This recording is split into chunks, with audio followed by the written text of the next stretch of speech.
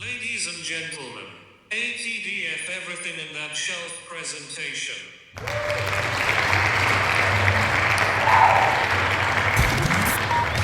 You are now rocking with TDF everything. Spoiled rotten.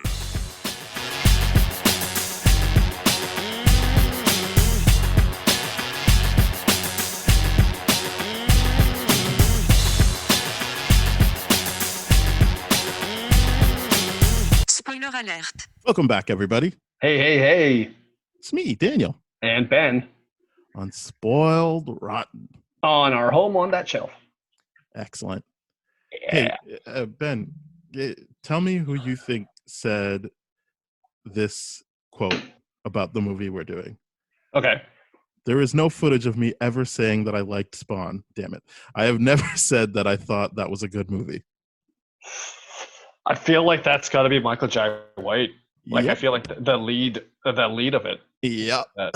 And so, for those of you listening that have probably not read the title of this, we're reviewing Spawn today, 1997. Yeah, 1997. 97. So it's funny only because the first bit of trivia I read was like, he found this to be one of the most tragic characters ever. I'm like, I guess that never said that he liked the movie. He just was drawn to it because of that.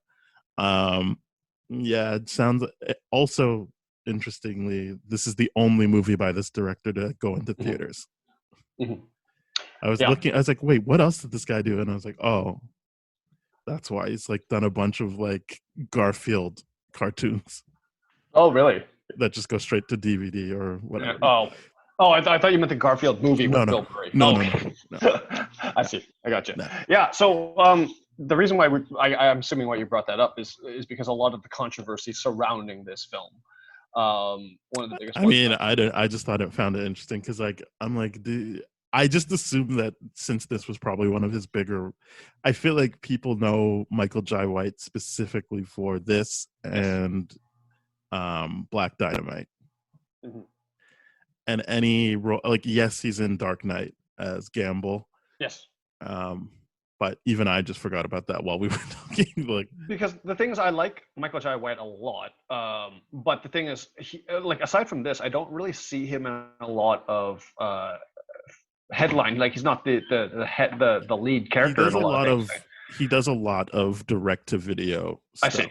So right. He's like he's in like multiple franchises, but they're all franchises that live like in like the bargain bin. Right. Or direct to like home video, like right. Same thing. So do you want to know who else was up for the role of Al Simmons, aka Spawn? I would love to. I mean, this one seems obvious. Wesley Snipes. Yeah. Cuba Gooding Jr. This is an interesting one. Snoop Dogg. That was interesting. Tony Todd, Candyman. Alan Payne. I know Alan Payne. I feel like that's too deep of a cut for white audiences, I would imagine, for Alan Payne. Mm-hmm. Denzel Washington, there's no chance that guy ever took that offer seriously. Yeah, I don't think that would have had to have been like, we're just offering it to you. Yes. If you want to do it. Yeah. Same with Samuel Jackson. I feel like that would be offer only. Mm-hmm. Ving Rhames seems a bit bigger, but okay. Mm-hmm. Tupac, I would have liked that. That would have been cool. Would have been really don't cool, know actually. if I would have liked LL Cool J. Yeah. I don't know. Because I like LL Cool J as an actor, yeah. To be clear. I think he doesn't seem like the assassin part of it. He wouldn't seem like the military type person. He would be a good Spawn, but I don't think he's in Toys as part of the military, and I believe it, but it's not it's not the same thing. It's not like it's not the same tone as this movie. Yeah, because I feel like his there's one more person. Yeah. One more person, and I actually feel like this movie would have benefited from this person doing it, and it's Will Smith. Oh yeah. Oh, definitely. But they probably couldn't afford him at that time, right? That's my assumption. He'd only done Independence Day, and maybe it's 97. That's the same year as Men in Black, so it's not like he's like commanding a lot of money for his roles. Right. He's still playing second fiddle, or like in the case of Independence Day, he's like a part of a big cast. Right. So he hasn't reached that level yet. Yeah, I think this would probably be like he wouldn't like it because it's such a well, it's so not family friendly. Yes, But that's the. I was trying to think of a way of saying it, but yeah, I just think it's the same reason he didn't take Django, and the same reason he reportedly had such a hard time getting his head around Deadshot is like he doesn't like these morally ambiguous characters. He likes it to be like he wants it I'm the very good clear guy. cut. This is representative of a good guy kind of stuff, Mhm. and that's always been Will Smith's kind of thing, and I really appreciate why he does that. He's a really great role model in that regard, and I agree. Like this would have been great for him to be cast in that role. However, I think his I think at that time, because what season was Fresh Prince at by then, I don't know. if it I was don't still have on? that But conversation. either way, like because of that kind of persona that he's already got in the public, it'd be kind of hard to do this. It No, kind I of like think that's how why it would work because you would mm, already like be like on board for him and then feel like it's what I was talking about for The Crow, like because it's basically same setup. Someone dies and then they come back to like yes, right the wrongs of. I mean, this movie is delving way more into like what's he gonna do? Like, what is he? Does he want to like get the revenge or does he want to be on the good side? But mhm, it's the same idea of like if it's like, oh, this is a movie where Will Smith dies at the beginning, you're mhm, already like, oh my goodness, all right. And then I feel like you're like more invested already because it's like mhm, you're like, okay, Will Smith, like he's going, and you may be like, well, obviously he's gonna do the right thing because he's Will Smith. But I just feel like it does a bit of the heavy lifting this movie struggles to like do mhm. for you if you've got Will Smith. It's true.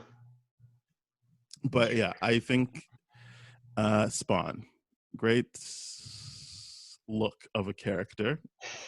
Yeah, Not a great looking movie. yeah. I mean, in what regard? From like the I don't visual like the look effects? of it. I don't like any. No, I just don't like the look of the movie. I Oh, find like it. the just the aesthetic and the tone and Yeah, vibe and all yeah, that kind of stuff. not Oh, into it. okay. Yeah, so I'm like super into it because this is like my aesthetic and all that kind of stuff. I love the dark, I love the grunge, and like this really, really hellish kind of demonic kind of feel. So I'm really into the aesthetic of this movie. I remember it being a lot more grotesque than it actually was, and I don't know again if that's one of those situations that because you're rewatching it in higher resolution, it kind of removes a lot of what you remember from being like that was really really cool. Like that, like I remember when watching this in theaters, as well as like not even HD versions of this, but being like the cape looks so much cooler. And I was convinced Yeah, that the scene of the motorcycle thing what it was so much more different than what I remember seeing now, which is basically like they just put a um, armor type thing on top of a regular motorcycle. I remember it being like, no, the moment he forms that pike thing to kill that the truck, Violator that or he, the truck. yeah, Yeah, the violator, that he actually is able, and like there's movement within it, and like those are little things that I forgot. Like I'm like, oh, okay, so, and I mean the film was done in 1997, and at the time it was marketed as one of the best visual effects or special effects event feature of the year, and at but that time I could definitely see that being the case. Like the scenes where he's like discovering his powers, where he gets shot up and then he's like healing and all that kind of stuff. I don't remember there being a better version of that kind of visual effect at that time. maybe not. I think yeah. Once I got it, oh, like I saw it in theaters as well, Mhm. so there wasn't much like, oh, this doesn't look good. But I think yeah, once I watched it, like maybe it was just when I got the Blu-ray version, not the DVD version. I was kind of like, oh, yikes, Yeah, not great. yeah. Um, but yeah, it does seem like there was a lot of like back and forthing on this movie. Like apparently Mhm. there is an R-rated cut, but like no one knows what the difference is. I 'Cause guess it's got to it's be very related. kid. It's not kid Mhm. friendly in terms of themes, but like they go out of their way not to use swear words. Like they'll say like "you foul dog," Yeah. or like, and I'm like, and I know some of it goes off screen, so I can assume that there was swearing before, but apparently, like, eh, Well, there's no like explicit swear. Well, I no, that's what shouldn't I'm say there's no saying. Not explicit. But there's like the terms that clown or violator uses are just like downright grotesque, and it's just yeah, like yeah. okay. Like It's not for even though kids. Don't get me it's wrong. not for kids. I'm not under the impression that it's for kids. I was just saying it's a weird choice because Yes. it seems like they're trying to make it for kids. Because That yeah, I agree with you. Like it seems to me like, and this is one of those things where current day we have this discussion all the time. Should something be R-rated? Should this be PG-13? And this felt like what originally happened was this was an R-rated script, and then they're like, oh wait, hold on, and this gets into the thing that you were talking about, a little bit of controversy before about this is like whether or not there would be enough people interested in this movie. So they had to bring it down to PG-13 and change the dialogue or something like that in order to make it sure that I think they could have remove like mass blood and stuff as well. blood as well. Like I definitely believe that to be the case. Like whenever I see action scenes and no blood, I'm like, oh, it's PG-13. Yeah. That's a big thing. Yeah. So I guess you're alluding to the fact that this is not the first black superhero movie, because before this movie there was definitely, or maybe I shouldn't say definitely, Meteor Man for sure came before this. Right. Which is Robert Townsend. Uh-huh. Let me look up Blank Man.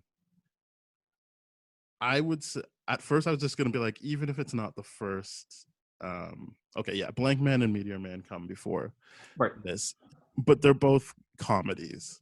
Right. And so I was saying this is at least the first like earnest attempt at doing a black superhero, and then I found out through the trivia it is just in fact the first comic book superhero movie starring a black person.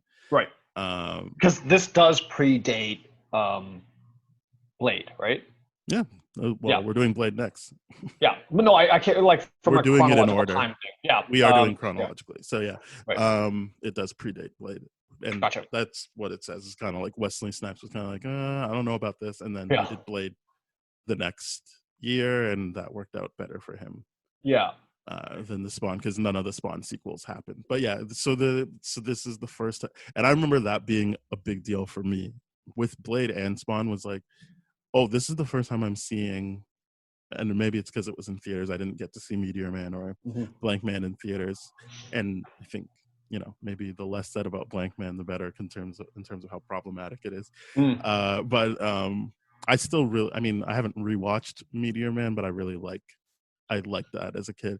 But this was the first time I was going to go to the movies, and I remember, I don't know if it was like I saw a trailer and I was like, wait, he's black? Like I just like as a kid I was like, well, yeah, whatever, it's a superhero movie, it's a white guy. And then I was like, it looks like he's black, like am I wrong about it? And I remember people saw it like before I did, and I was like, wait, like he's black in it though, right? I'm like, yeah, it's a black guy, it's Al Simmons. I'm like, this is wild, I can't believe this is happening. So it was a big deal for me. And for like that was 97. Yeah, like I would say this, like I remember when we did Black Panther, there was a lot of talk about, well, it's not the first black superhero. I mean, I still hold that like Black Panther is the first black superhero movie because it's the first one dealing with what it is to be black.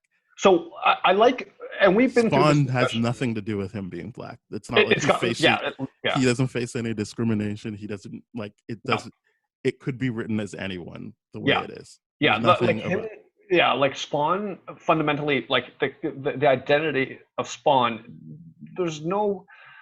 he's not dealing with race issues, is what you're basically saying in this, or like he could be anyone. So what I'm saying is I don't need him to be like, oh, he's sticking up for civil rights. What I mean is that like, because when we talked about Black Panther, like the stuff that mattered to me was the idea that like there's an element of dealing with like the parent that brought their kid to the new world, so to speak. So in the sense of Killmonger, like when his dad brings him to Oakland and he's kind of like, look what I've done, like I've ruined my kid because my kid doesn't even love the place he came from, which is Wakanda. But obviously the analog there is any immigrant parent that like feels like, well, what are my responsibilities to my kid in terms of him knowing his heritage and all that. So that doesn't speak to racism at all. That's just what it is to be an immigrant. And in this case, this is specifically black. But again, when you get into specificities, there becomes like, you start talking about affinity and like, other people can be like, oh, that's like my parents. They said, like, it becomes, as I said, like, it becomes like the immigrant story. But Yes. what I'm saying is that none of that factors into this, and then none of No. that factors into Blade. None of that factors. Meteor Man kind of deals with it, so I'll give them that. Like, Meteor Man is dealing with, they're in the ghetto, and like, what does that mean for gentrification, all that stuff. But I think respectfully, Black Panther takes it a bit more seriously, or is able to go deeper than Meteor Man was. Yeah. So I mean, I'm thinking about what you're saying right now, and my idea is because Black Panther's Wakanda is a fictional place that does not deal with colonialism whatsoever. So my question, and that is not true for any of the Black community in this world, right? So what we're looking for, like that being said, does it deal with those issues? Having written a fictionalized place, from the perspective of like them being like, we're helping Oakland out, like that's a good example of it, and pulling this community out, and we're giving resources and all that kind of stuff. I would say, but does it directly deal with it or indirectly? Yes. Yeah, it does. Okay. We've talked about this many times. Yes, The idea is that, like, and I don't want to spend too much time on Black Panther. The idea is that this movie is talking about what happens when, well, we were talking about, just because it's working doesn't mean it can't be fixed or changed. And so for Wakanda, what's working is they were never colonialized. So they can just keep doing what they're doing, or they can change their ways and help all these other people. And that also, you can expand that to, if you even want to talk about, with great power comes great responsibility. So they have this superpower of never being oppressed. What does that mean for them? And I think it's why people misconstrue Killmonger as the real hero, because he says certain things, but he doesn't mean them. But he's just saying them to throw them out there. Of like, well, you have, like, anytime anybody who looks like you guys tries to do this anywhere else, we get shot down and killed. And what he's trying to do is cause infighting and then dismantle everything. But people hear just that sentence, like, wow, what a hero. Yeah. And it's like, this is directly dealing with the effects of colonialism. And, right. Just because the main we're not exploring that from the main protagonist's perspective does not mean we are 100%. We are. I wouldn't say we're not. So this movie is dealing with the fact that that T'Challa is faced with, what do I do to be this leader? And if you want to, what do I do to be this hero? Because, as I said, he's grown up in a world that's never been colonialized. So he's had some experience outside of there, and so he's probably leaning to helping out, but he needs to, like, as I've said, this movie is so good because it is that thing I said, like, just because something works doesn't mean it can't be fixed or made better. And this is him collecting all the information to figure out what he's going to do to fix this thing and make it better. And I always say, and what's good about that is that at the end of the movie, he makes a decision that actually lasts longer than Batman putting a villain in Arkham. He's making like a very big change to the people around him and for people outside of his circle. Yeah. And it's a lasting change. Yeah, and I think one of the biggest things is, and I was pausing a lot to reflect on this, as I think a lot of people are right now reflecting about these ideas and these issues and what they mean in representation in media and all that kind of stuff. But the idea of, when originally Black Panther came out, there was a lot of journalism and people saying, like, this is the first Black superhero and all that kind of stuff. And I'm like, that's fundamentally not true because of Spawn and Blade. But I think one of the biggest things is, with Spawn and Blade, the production was very, very different than the Black Panther. So the Black Panther production being primarily people of color driving forward that whole production, being like, no, we're telling our story. This is important to us. Versus in this, the production company has very, very clearly and publicly expressed issues with a lot of fundamental race issues with this movie. So having said that, I think we need to dive into it right away, is that the producers from this, one of the biggest changes or concerns that they had was that they were worried that this was going to be perceived as a black movie, or a movie for specifically for black audiences. Very, very similar to what like Tyler Perry movies are like directly promoted towards those communities and all that kind of stuff.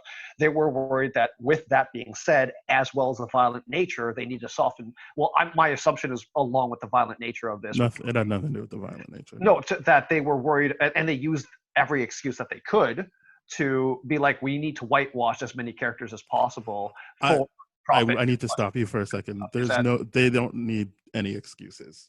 No, they don't need to, but I'm pretty sure that's what they were offering. No, I don't. Okay. I'm sure they're in Hollywood, and I've heard stories about it all the time. Yeah. All they need to say is, we don't, like, who is it? Neil Brennan. So, like Dave Chappelle's like Yes. white sidekick guy. He said, like, he's been in meetings where like he's like, but you do realize that Kevin Hart movie like just grossed this amount of money, and like, yeah, but that's black dollars, and that's way past 97. So all I need to hear is they were worried it was going to be considered a black movie, and that's all I need to hear to know that there was no like hand wringing or anything that needed to be done. They were like, great, so change that black character to a white guy, and let's cast as many white people as we can, so that it's clear that Spawn is a black character in a regular movie. I'm using air quotes. Yeah. And when we say like we mean like, what's the best terminology for this? Like the white America centric kind of. Yeah. Well, I mean, this is the issue. I mean, we were dancing around it, but my problem with when people are like, oh, this is just forcing diversity, is that assumption is that white is default. Yes. Which it's not. It's not. That's just a fact of life. White is not the default. So whenever you see someone who's not white being cast, that's not forcing diversity. That's just casting an actor.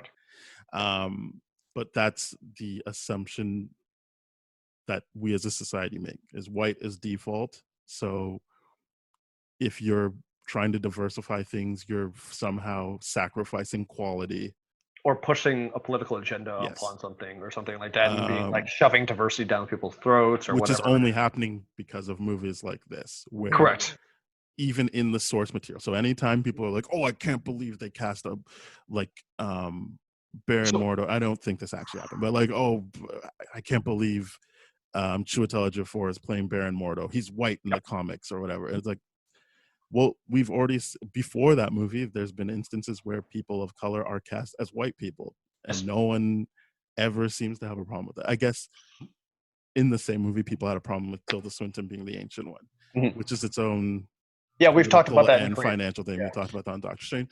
But what I'm saying is, for years, people were denied opportunities because of this very thing of like, well, we don't want it to look like a black movie. We don't want it to look like a Chinese movie. There's a bunch of different examples, but like, so that's why stuff needs to be put in place where you're forcing a studio to diversify. If everyone was getting a chance, that wouldn't be a thing anymore. But it's clear, like we see it, like directors say all the time, well, I can't get the money for it if I like, that's why I need to cast Christian Bale as an Egyptian.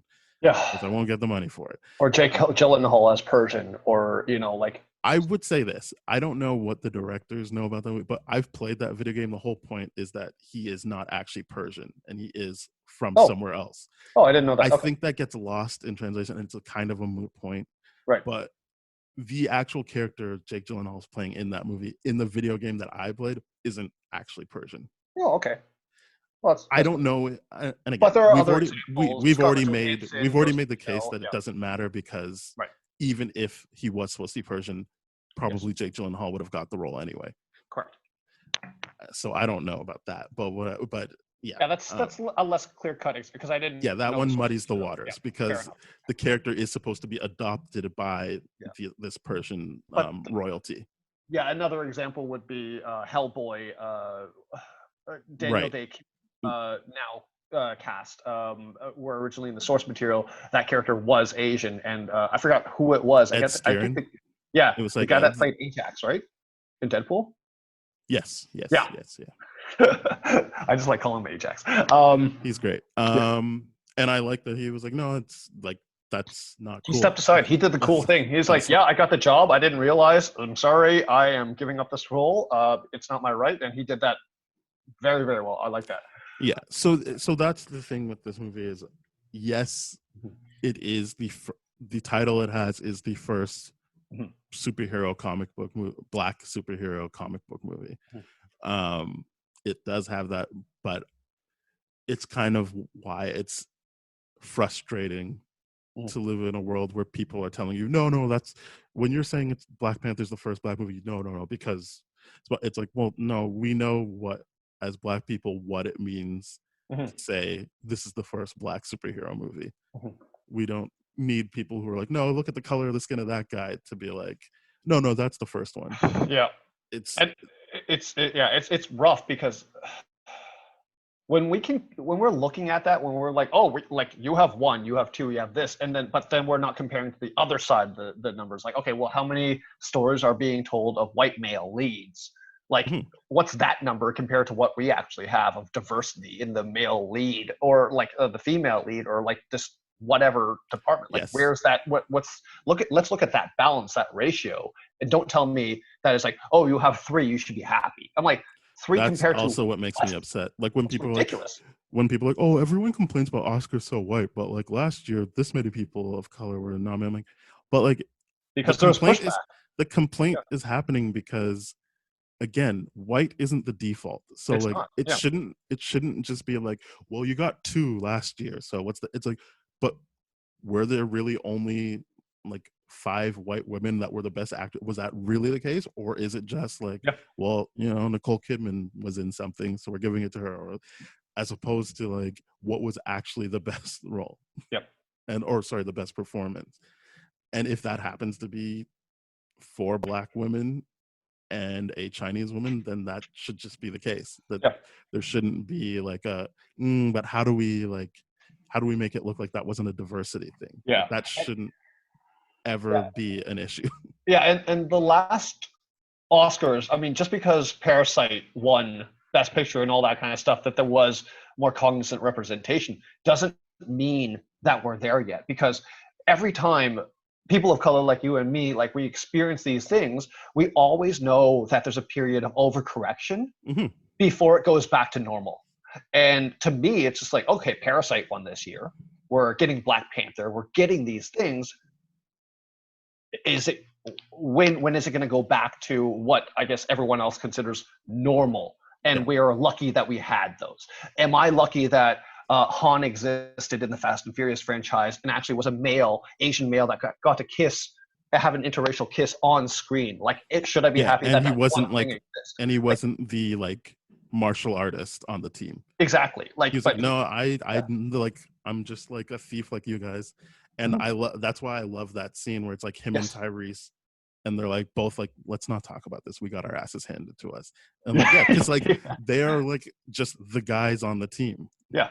They're not like Tyrese isn't super strong because he's a black guy, and Han isn't like, oh yeah, let me use my martial arts that everyone that looks like me knows. Like, I mean, they in the Fast and Furious franchise, they made one case in point about using Han's race for their kind of benefit in the heist and everything like that. And that was the idea of like, oh, who can get into a place that everyone like, and it's the tourist thing, right? They're playing the tourist thing, and that to me is not a racist thing. And they use that as like Paul Walker's thing too in other movies. Like, it's and that's why I do like the Fast and Furious. I do like the Fast and Furious movies. Yeah, it embraces for all the nonsense and physics-defying ridiculousness it is. It addresses these issues quite well, and only recently because of and I forget the stars of this, but the actress that plays Letty, her push for more. Michelle Rodriguez for better female. Better. That is something they need to work on to be more consistent. For sure, but like their treatment of race and all that kind of stuff has been very, very good from the beginning. It's better. I would say it's better. Yeah. I mean, it's not perfect, but again, these movies aren't built to deal with those things. So I would say for what these movies are, it does it well. I think it does a very good job of being inclusive and having it be like, well, this is a family. This isn't like, oh, we got an Asian guy, we got a black guy. It's like, well, no. As I'm watching these movies, at least it feels like a very organic family. Yeah, It does. It absolutely does. So I guess we should actually talk about Spawn. Well, I mean, let's talk about the actual, because the thing is, I think we tiptoed a lot around this a lot, but we're not actually talking about the specific thing. The character of Terry Fitzgerald, who is Al Simmons' best friend before death, in the comics is black. Yes. However, in the film, because of this, the studio being too worried about having too many black leads, giving the false impression that the target audience was African American, and what you said earlier, which is a phrase that is new to me and shocks me, but like black money and all that kind of stuff, was portrayed by D.B. Sweeney, who is very much a white male in this. So that is obviously not okay. And then, of course, some of the other differences are like, the source material stuff, but the biggest controversy in my mind is the Terry Fitzgerald thing. And like, we know why it was the rationale for why it happened. Like, if the director, with what you said, it was like, hey, if I don't do this, it's not going to get made at all. So we have to like take a hit in order to get the ball rolling on this, it sucks so much, but that's how people of color have to deal with this shit. And it's also why I'm not like excited about Todd McFarlane's vision of his Spawn. Yeah, we'll talk more about like it was such a big deal. I guess we'll talk about that later, but like it was, as I said, it was such a big deal to me that he was actually black, like, and that I was like, back then, like 97, I don't even know if we had internet on our computer. I was looking everywhere to find out, like, okay, like, is he actually black, or did they just do that for the movie? Yeah. I mean, look at me thinking they would just pick the right person for the role, whatever. But like, I was like, oh, I guess, yeah, he's really, because the same thing with Blade. I'm like, wait, it really did blow me. I'm like, would they really like let a black person be a hero in these things? That is just how I felt. So to like be able to like, and I kind of like that you kind of are dealing with in this movie, like the loss he feels of like, because I'll tell you that this is the first time watching it that I actually clicked into the fact that Cyan isn't his daughter. Yes. I thought like, because I was like, as a kid, I was just like, oh, she likes him because she remembers him as her dad. Like, because it makes no sense to me that kid likes that burnt guy. Wait, hello? I think we're back. There we go. You're back? Sorry, got disconnected. Hey, yeah, sorry. Yeah, it got disconnected for a bit. Okay. I was gonna start a new one. Good. Anyway, yeah. So yeah, for me, I was like, oh, that's just not his kid. She's just. I was like, that is a weird beat to me. That like she's so like connected to him. I'm like, why? You have no. And when you're talking about this, you mean that this is Terry Fitzgerald, right? Or like, because I just didn't understand. I always, as a kid, and I guess up until rewatching it for our show today, thought that Cyan was Al Simmons' kid. Just 5 years later. That's not the case? No, she's Terry's kid. What? Yeah. What? That's weird. So wait. I only remember because Spawn says it. He's like, oh yeah, and Terry and was it Wanda? Is that his wife's name? Wanda's the one. Yeah, Terry and Wanda reproducing like rabbits and humping and like, I'm like, oh, and they cast a mixed race woman, or at the time girl, to play Cyan. Yeah, that is just Terry's kid. I was like, oh, like maybe that is like he had the baby, and then 5 years later, that's what she looks like. But it's like, no, it's like that was my impression. So she's probably 4 then, because like maybe it took a year before he decided to jump in there, but like it's a weird story beat. It is a weird story beat. That is something that I never caught on to. I always remembered it being like Wanda was pregnant. Now that I've seen it, she's not pregnant. She's just like, just make sure he comes home. And even when they're doing the flashbacks, she's not showing or anything like that. Right. Okay. So that was me making up a story beat in my mind. Oh, but I did it too. Like it was just for whatever reason. This time I've seen this movie probably 6 times, and this is the first time I'm like, wait, that's not his kid. That's weird. That's why weird. Is she so like? Why is she so nice to him? Like it's such a weird thing that like. And I'm like, oh, but I'm like, no, like she shares nothing genetic with him. It's not like he's part of the family. He's I think the only thing that it could have been was that like, oh, this is the daughter I could have had. But I'm like, no, why would his connection to her is fine. I'm saying it makes no sense that she's the one that's pretty much like leading the friendship. Correct.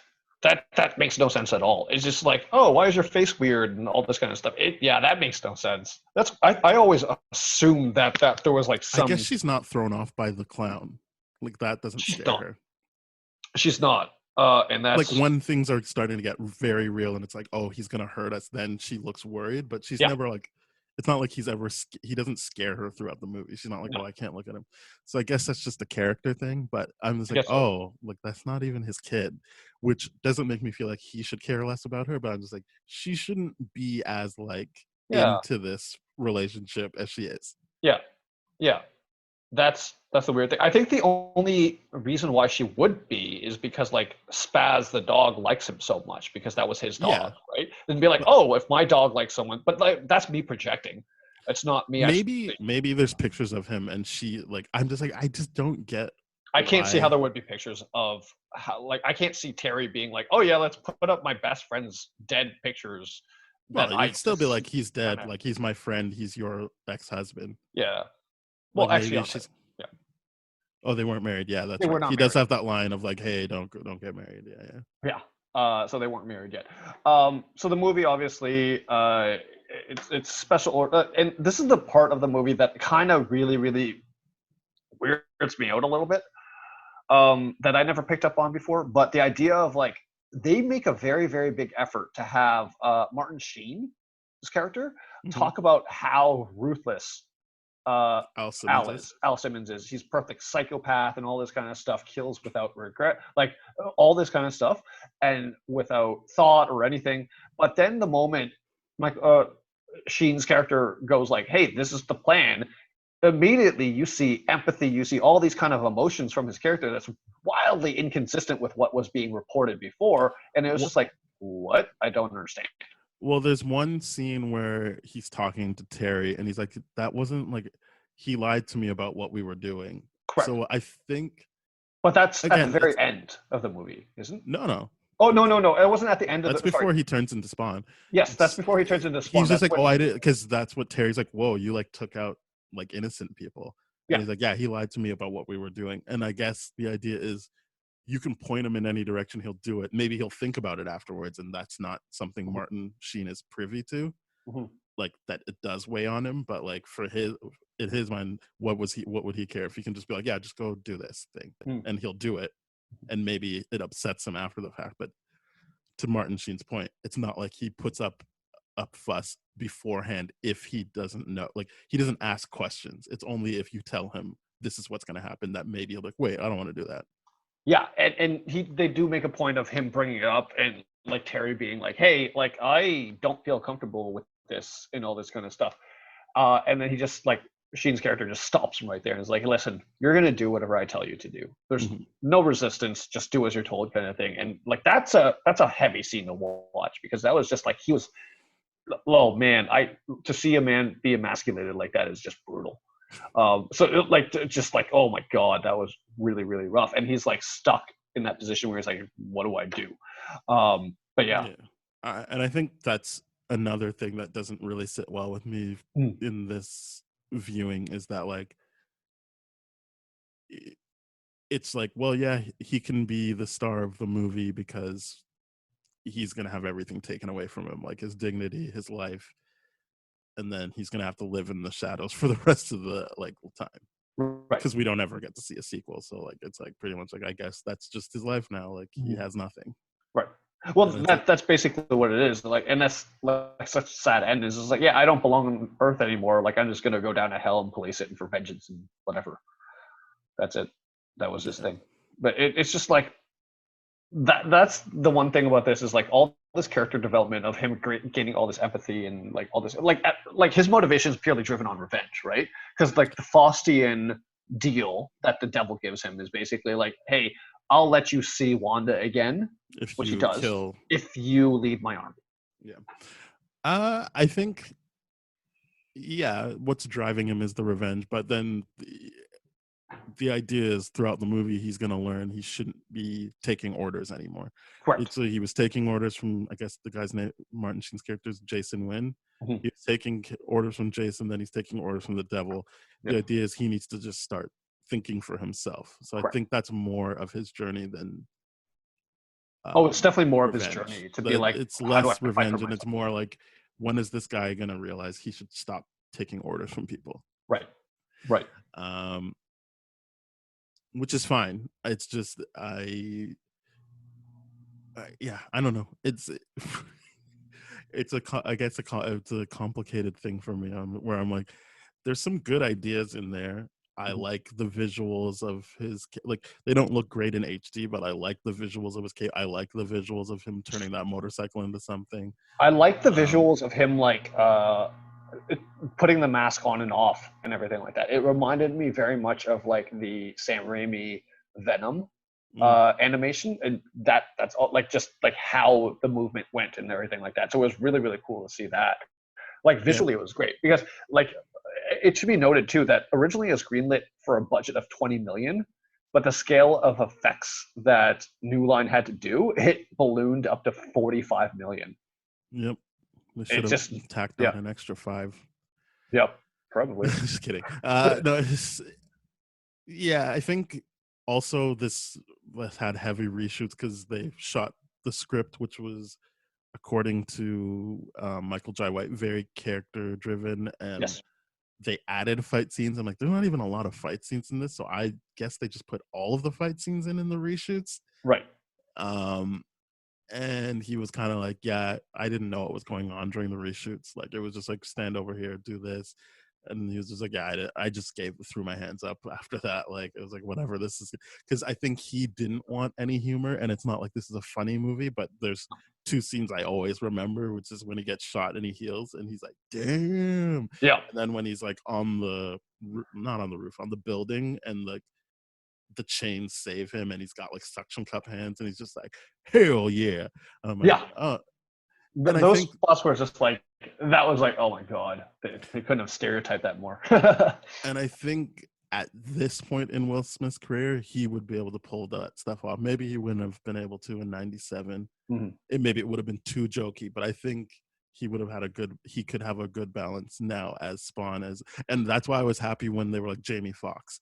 I'm like, yeah, that is the perfect person to go on this ride again with, I because agree. he's got the charisma. Because I mean, yes, Michael Jai White is a full-time actor, but I don't know that he was like a full-on actor when he got this role. Like, I he think he probably was got, still doing a lot of martial yeah, arts like he got, primarily.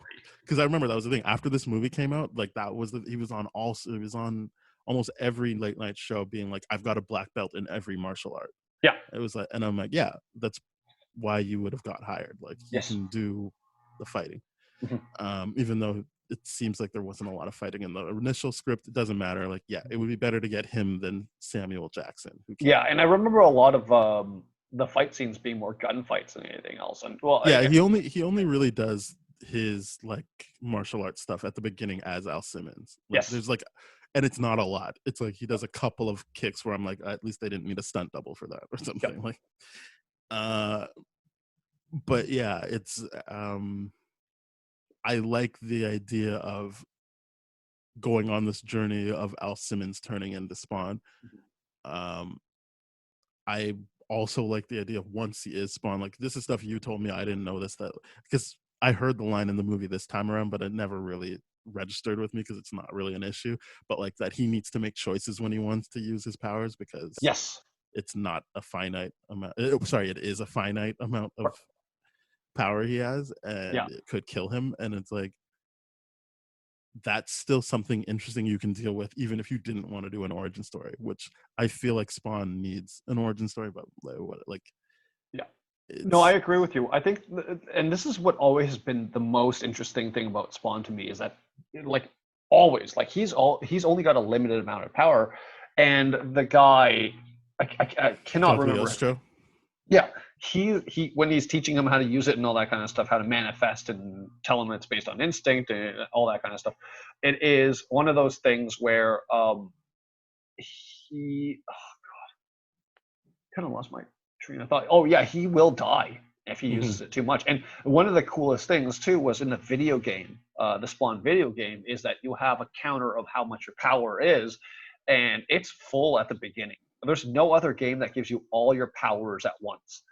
And Hmm. then throughout the game, the more you use them, the more health you get and all that kind of stuff. And at a certain point, you just cannot proceed the game anymore if you use all your thing, because you fundamentally miss the idea of what spawn is, which is there's a finite ability. He can do whatever he wants, like his imagination and all that kind of stuff. And it's crazy powerful, but it will wear down on him. And that's one of the first times I've ever seen anything like that, because every other hero's powers are basically unlimited. There's no end to it. I mean, they kind of address it in some properties. I think Flash being one of them, in the sense where, and I'm thinking about the TV show where, like, season 1, when they're figuring out how to be the Flash, he like loses his powers every now and then, and it turns out because he wasn't eating enough calories, so they made him a high calorie like protein bar or something like that to continue being the Flash. Like, this is the kind of stuff that you obviously can't explore in movies because that's too small of a detail that nobody would really care about. But it's an interesting. I mean, they did it in Justice League where he's like eating pizza, like full on pizzas. He's like, and he just says like, I need to do this or else I run out of energy. Yes. Yeah. Well, yeah, the Justice League TV show as well. Is that the one? Yeah, because I remember there's a scene. I'm talking about in the Ben Affleck Justice League movie. Yeah, that one too. Ezra Miller. And it's just a Flash thing. Like, you're like, oh, he eats a lot because he needs it. So it's like, but that's not like your powers aren't limited. It's just you need to make sure you're fueling them properly, which makes sense. But this guy's powers are 100% limited. So it'd be like the idea of Doctor Strange being like, yeah, you can only do like 5,000 spells in your whole life. Like that would be the equivalent. Like that, it's interesting because it forces the character to make decisions and do other things, right? That's why I like the gunfights, because that's what Justified is. Like, of course he would use a gunfight. If you know you're going to use a power too much, you can die. Why would you not use guns? I wonder if that they'll keep that, because I feel like that's good for like a video game because it helps focus you. But it's not good for franchise building. No, because it's like, well, no. Or the third movie, if you really are saying this guy has a finite amount of power, like what's going on here? Yeah, it's tough because you can only explore that angle through one movie, and then maybe it's like you can't just use it endlessly. Like, you need time to like recuperate. Right, and I'm pretty sure they would probably rewrite it that way. But in no, I like it the way you're saying. It's just I feel like for a movie you would need to just build it so that it's like he needs time to rest. He can't. Yes. He can't keep doing it. Yeah, because I mean, if they kind of made it like Deadpool, where it's like, yeah, he can heal and everything like that, but it's got to go through all the life stages. Like the idea of like he got cut in half and he's like, oh, he's got baby legs now. Like that, where it's like, okay, there's downtime, there's limits to, or like terms and conditions on this. It's not like Wolverine's rehealing power where it's basically instantaneous. It's a little bit different. Yeah, and that's super cool to me. And that's why I really, really like the character Spawn.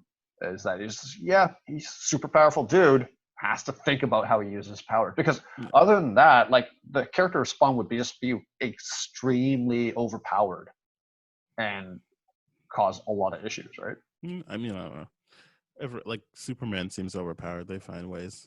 Yeah, and that's what I don't like about Superman is, and what I don't like about overpowered characters in general. Yeah.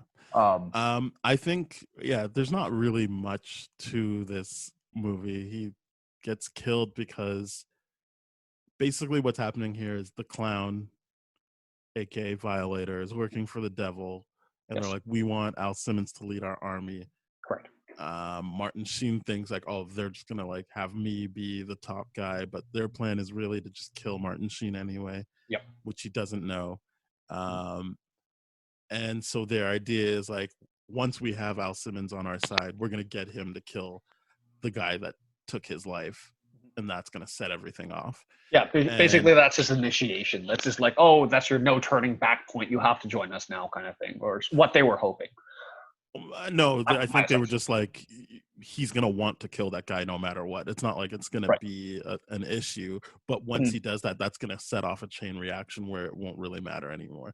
Right. And hopefully we can be like, hey, listen, you still have to lead this army because you obviously want to see Wanda. So stick with it.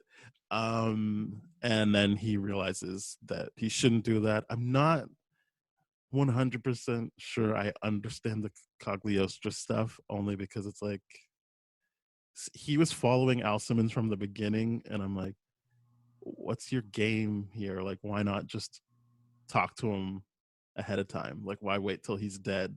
Mm. And he doesn't even directly say like, hey, this is what's happening. He's kind of like, hey, welcome, do you want to join us? And I'm like, just be like, yo, you're being played, and we want to help you, Yeah. not be played.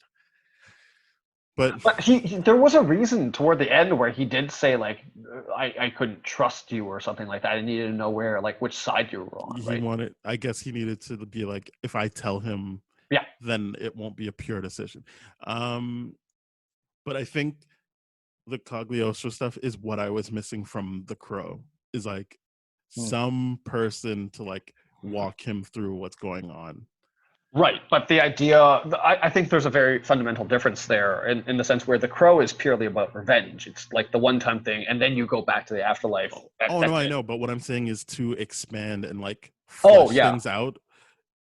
Yes, sure, he wants revenge, but like to have that, it's why, it's what I was saying. Like, it was weird that like the cop and the kid both never served that purpose of like giving you an opportunity to learn about what's his name, Eric Draven. Yeah, you don't learn about him through those interactions. Like, you get certain nuggets, but it's like it really is just about the revenge. And I'm like, but like in Spawn, like they don't really, but like you kind of get a sense of who he is fundamentally as a person, like with the way he interacts with all of these different people. Like you get that he wants to do the right thing, and like but then you also have the mentor aspect of like, this is how he learns stuff, and you just give him moments to feel like a full character and less just this like weapon that's gonna go after what they want.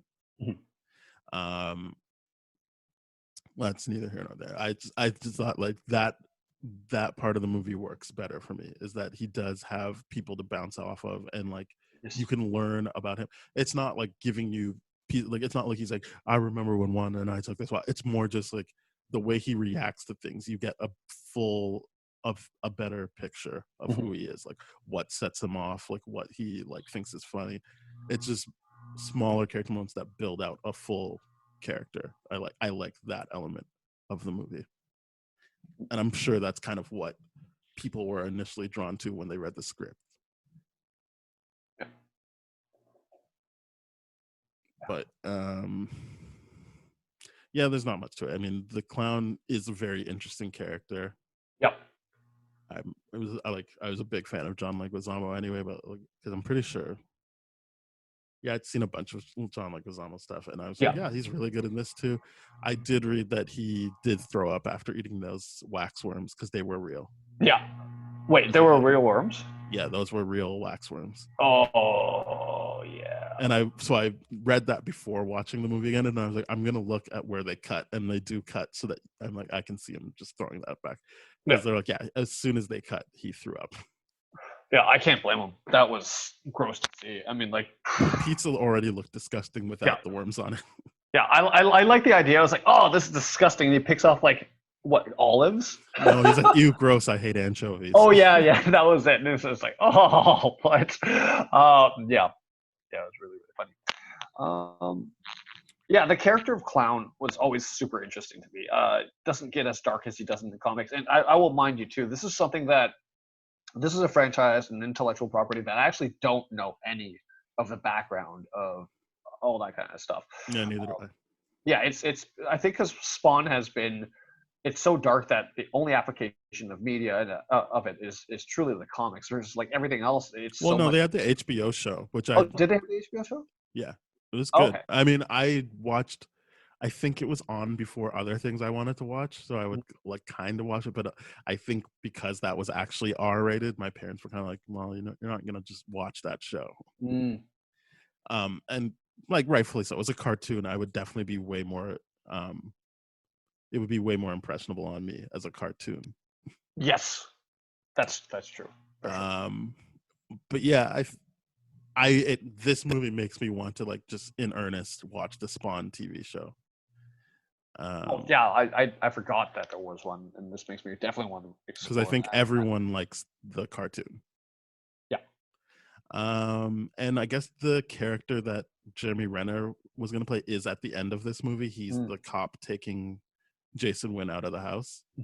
Well, I know there are two. Like I always forget their names. One of them is Twitch. Right. And I remember Kevin Smith was going to do a movie about them as well at one point. But I guess this leads me to my issues with what Todd McFarlane wants to do. Yeah. Because Let's we talk kind of about just gone that. through all the movie. Yeah. There's not there's not much to it. Hell wants him to be their general, and he's like, no, because as I said, he's learned I should stop taking orders from people. I'll be my own person.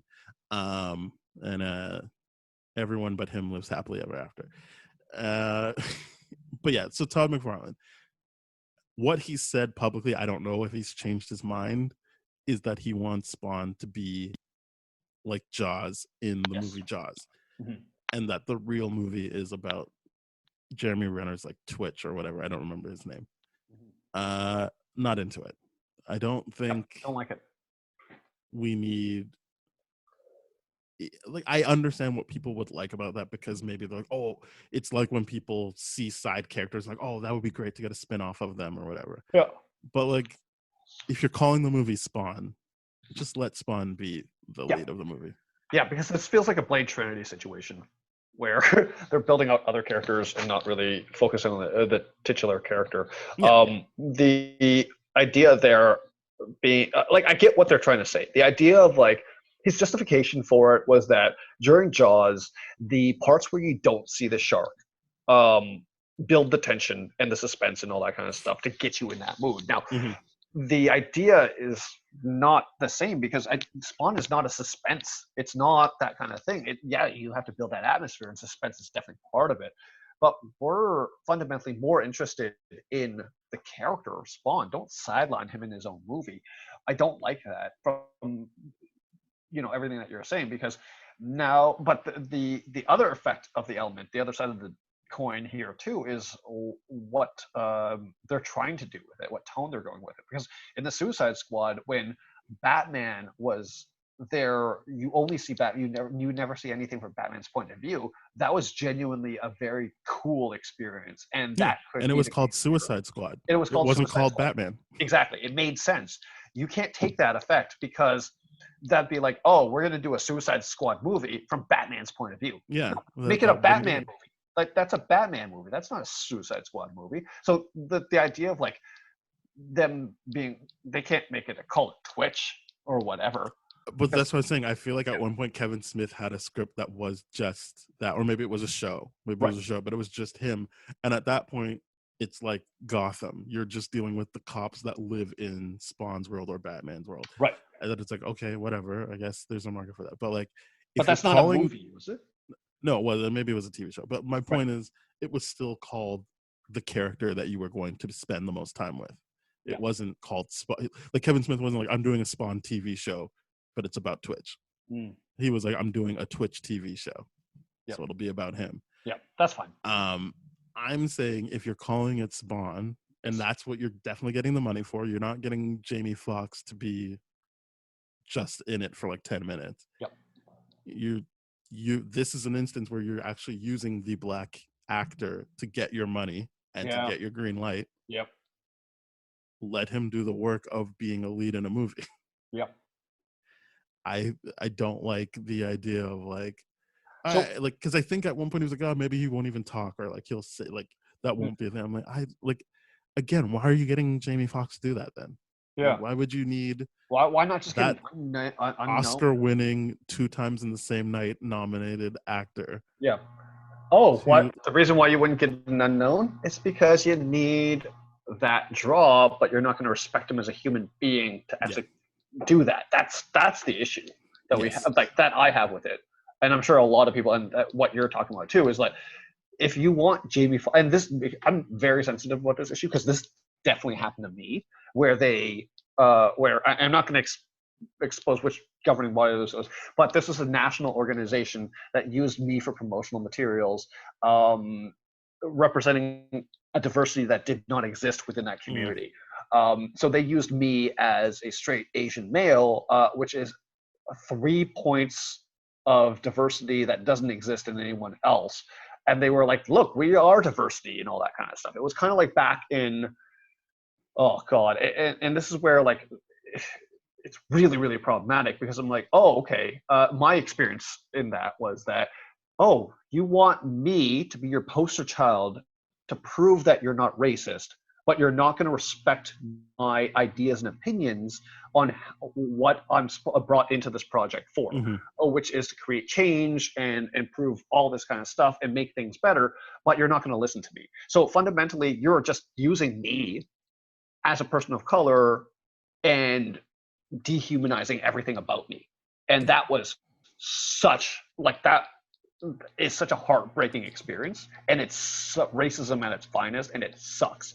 Yeah, and it's so bad. And I feel like that's kind of what happens in the movie we're talking about, Spawn. Yes. Like, they're dehumanizing him, and then they're gonna take it even further by removing even any semblance of when he was a human. Yep. In this new time. Again, I don't know what's gonna actually happen, but anytime I hear like it's not happening, I'm like, good. I don't want his vision. What he has publicly said is, I don't know what he's changed it to, if he has changed it, but he keeps talking about how he can't get it done the way he wants to, and I'm always like, good. I don't want that, because there's something fundamentally wrong with this. I mean, this has been like in 2016 in February. He said he completed the script. Their Blumhouse was involved in the project in 2017. It's been touch and go a long time, and we still haven't seen what is really looking, because in December of 2019, apparently McFarlane had another writer help polish the script. In March of this year, actually said that it will go into production. Now, whether or not that's going to be the case is definitely still up in the air, because a lot of productions had to shut down and all that kind of stuff. Yeah. Except for the productions that can go on in New Zealand right now, which is actually quite exciting. That's really, really cool. Yeah, but I've heard some actors are like, I'm still not coming. Yeah, of course. Yeah, of course. I don't care. Yeah. And it's a very understandable situation for them. But it's one of those things where it is kind of cool, where it's like, hey, there are places in the world that we can start looking at this kind of stuff again and get some production going. But in this situation, it's apparently it's still on the table. It's still active development, and I hope those rewrites have changed a lot of what he said. But you're right. I don't think he's publicly backtracked on like, hey, yeah, actually, let's make Spawn's movie about Spawn, the black male. Because I'm looking, even not that IMDb is a like trustworthy in that sense, but Jeremy Renner is first billed as Twitch Williams. Yeah, that's unfortunate. Don't like that. Feels like maybe they're just going off of what he said publicly, but it doesn't look like they've changed it around. Like, looks like that's what they want to do, is have Twitch Williams be the star of a Spawn movie. I don't like it. Or the lead, sorry. Yeah. And I can't stress enough how like frustrating that is, when it's like, imagine what that could do for like a new generation. Like, yes, there's Black Panther, but like, yes, are we just gonna be like, well, it's just Black Panther? Yeah, no, you're right. And on TV, Black Lightning, like, that's it. You're absolutely right. It's one of those things where it's like, okay, yes, we got it, and now we need momentum. So we need this to be a black male lead movie, not a Jeremy Renner looking at a black person and being afraid of him, and being afraid. We do not keeping that narrative of like, oh, watch out, they're coming out of the dark to get you. Because even then, it's just like the premise of it is like, okay, let's say they arrive at the end where it's like, oh, cool, they're working together. You all get along. We have to deal with a whole movie about how he doesn't trust him right off the bat. And just like, that's not fun for anyone right now. Nobody wants that. So it's a very racially insensitive movie. And specifically with what's happening geopolitically right now and socially, it's not okay. And it needs to be done. And you're absolutely right. It's not okay to be tokenized. It's not okay to be put up on that pedestal to be like, hey, I have a black friend. I'm not racist. Because like, that's exactly what this is doing. It's like, no, we have a black person in here. It's not a racist movie. I'm like, yes, you are. It's whitewashing the whole movie by putting it from a white male's perspective about black male. Or cast like Mahershala Ali as Twitch Williams then. Yeah. Make Twitch black, or whatever. Or any other color than white. Although one thing, there's a site I go to now. I find it very interesting to look at the breakdown. If Mhm. you go to Jeremy Renner's like ethnic background, obviously it doesn't matter, but it leads with African, Jamaican, and Puerto Rican, which is on his mom's. So his mom's grandmother is half black. Sorry, no, his grandmother is half black. Okay. And I'm like, I wonder if Todd gets pushed to be like, listen, it's Jeremy, all right? Yeah. He is an eighth black. That's so problematic. That is so So problematic. just back off, all right? His Yeah. grandmother is half black.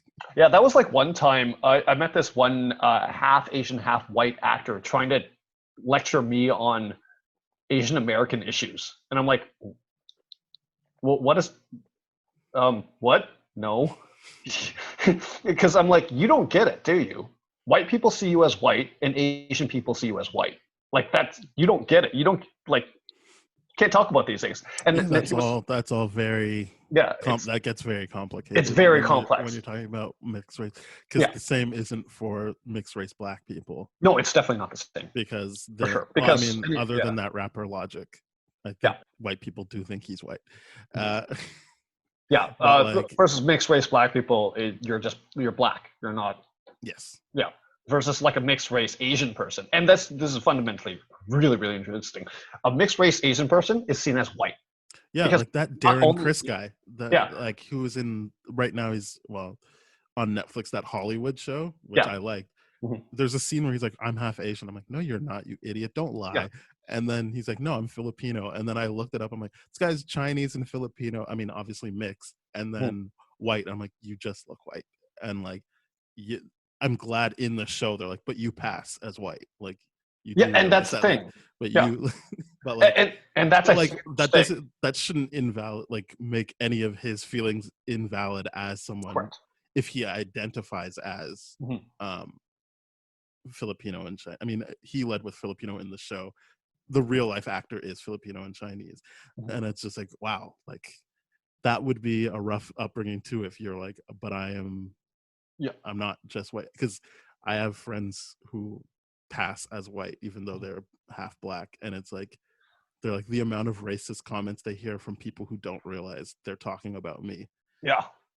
Yeah, it's It's a ridiculous. very weird thing for sure when you get into mixed race politics. But it's just one of those things where I'm like, I find like I 100% don't want McFarlane's vision because it's dehumanizing Yes, a yes. black male lead, And it's that the is only black character it looks like that will be in the movie. I mean, of substance. Not.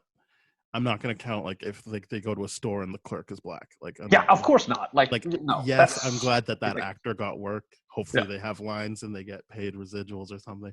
But what I mean is, if we're building like the scenes people remember or the characters people remember, the leads, it looks like he'll probably be the only black lead.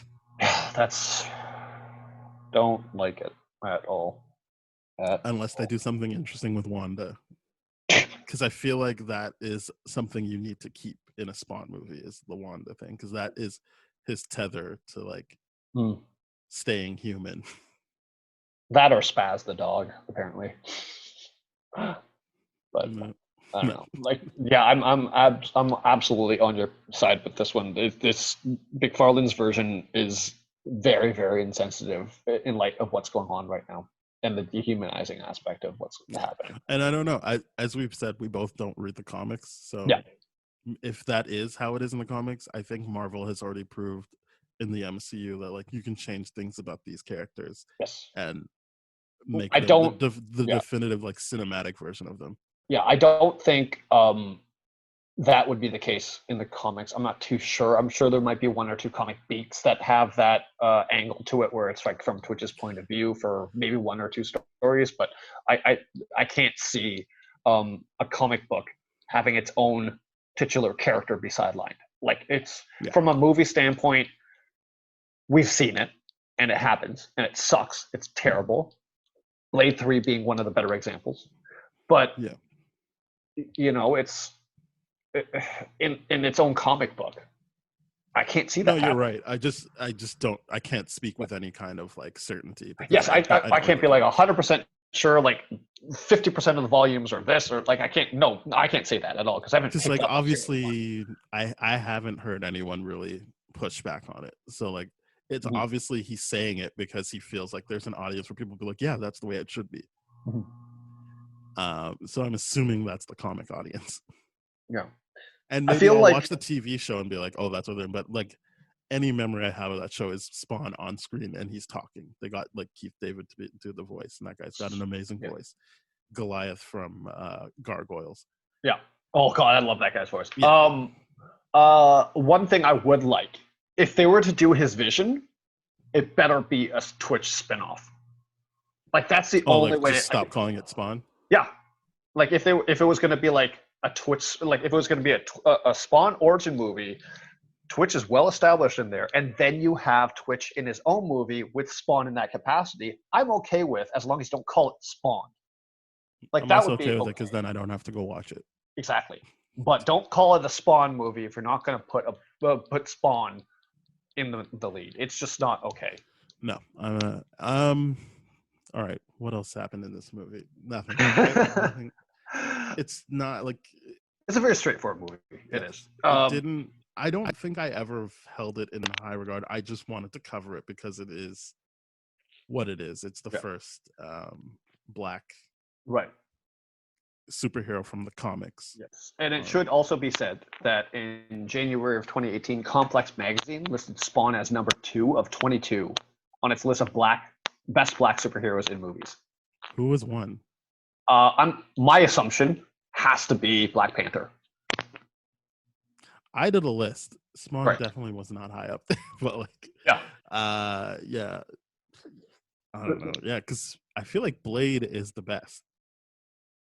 In what regard? What are your points of comparison there when you say the best? Sorry, I like Black Panther the best. I'm saying Huh. with recency bias, yeah. And for a movie, yes, it's the better movie. I'm talking about actual character and what they do in it. Right. There's a lot of action from Blade, and what I like about specifically, we're doing it next week, so I'm not gonna like eat up that content. Yeah, of course. But, he has a lot more agency Ooh.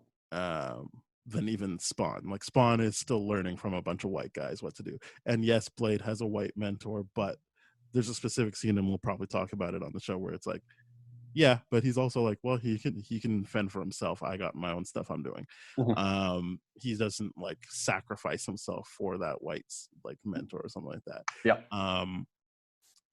So yeah, I think in terms of just characterization, if we're talking about like doing superhero stuff, like again, I'm not gonna speak about specifics on Blade anymore because we're doing it next week. But like, I feel like if we're doing that and looking back on it, Blade had a lot more free reign. And I will say this: that's because for him, and specifically in this case of Spawn, they were written just as characters, not as like there was no factoring in that they're black, other than the bad guy in Blade does call him a couple of racial slurs. Yes.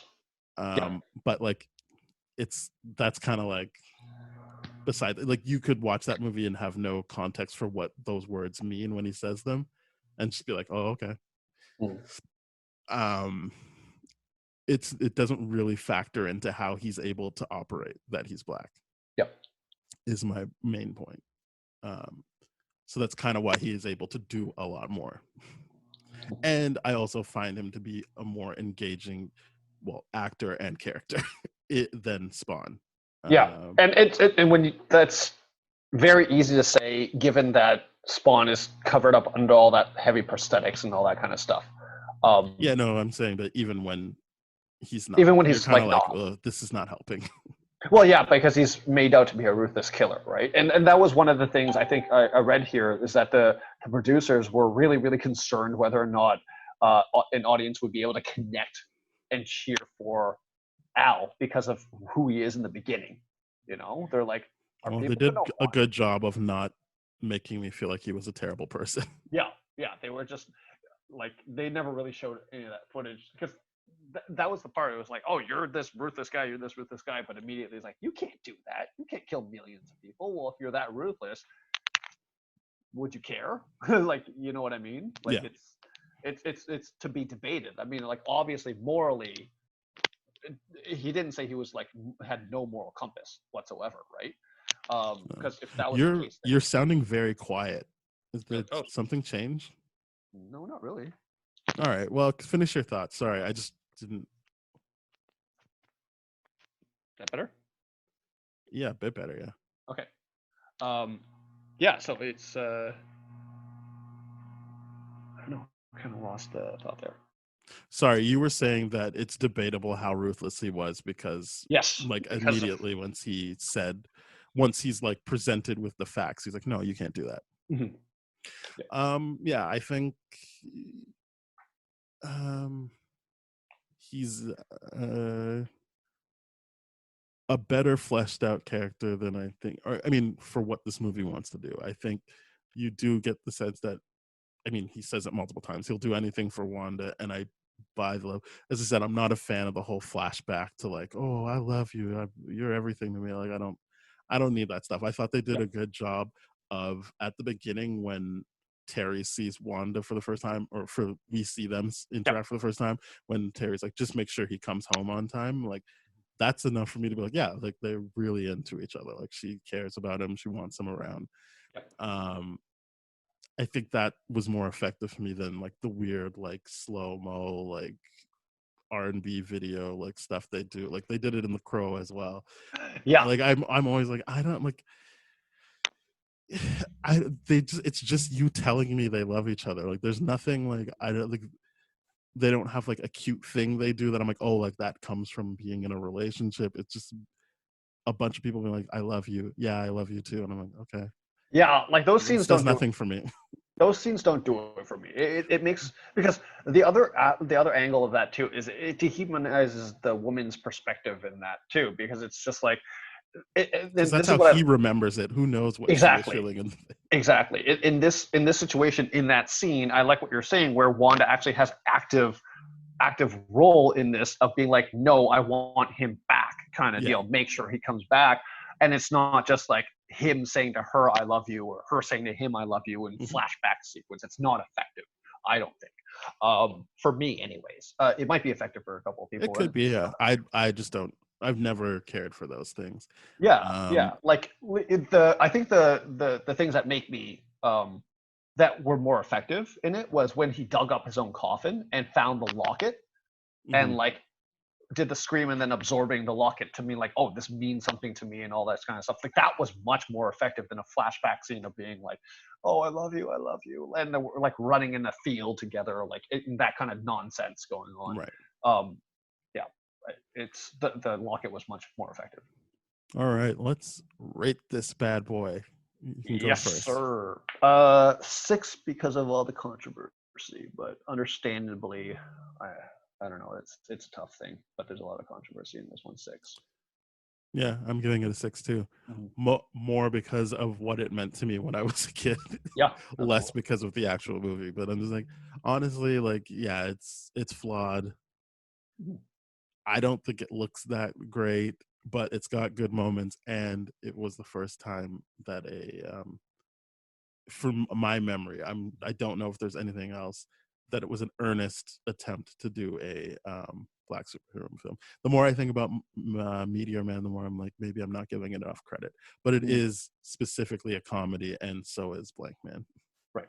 And they're made up characters, which doesn't make them less valid. But this to me felt more like acknowledging that there aren't just white comic book superheroes. Yes.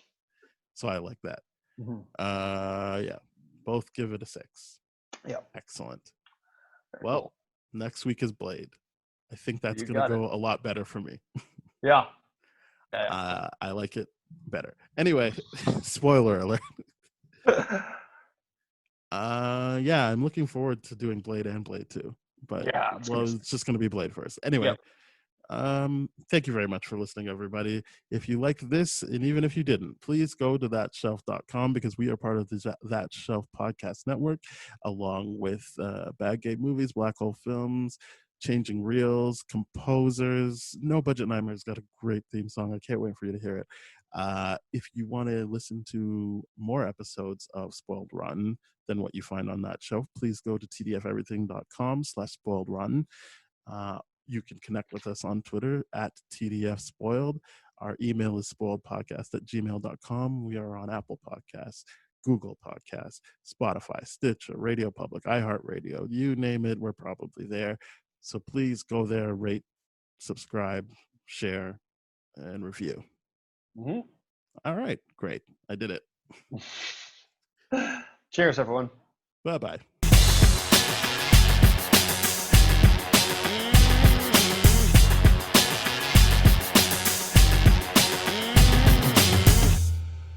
This has been a TDF Everything production, brah.